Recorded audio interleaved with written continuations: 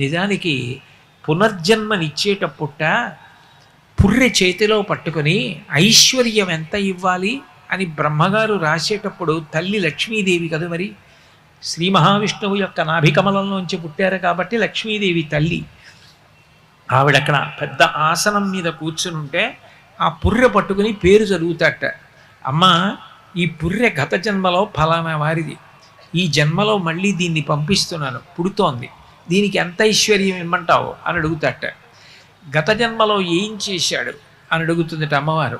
కబుర్లు చెప్పిన వాడికి కాదు అమ్మవారు ఇచ్చేది, ఇలా పెట్టినవాడు ఎవరున్నాడో వాణ్ణి చూస్తుందట అమ్మవారు.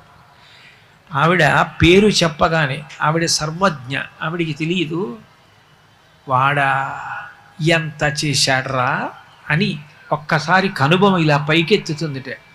నేను వాడికి ఇచ్చాను, వాడు సమాజానికి అంత పెట్టాడు,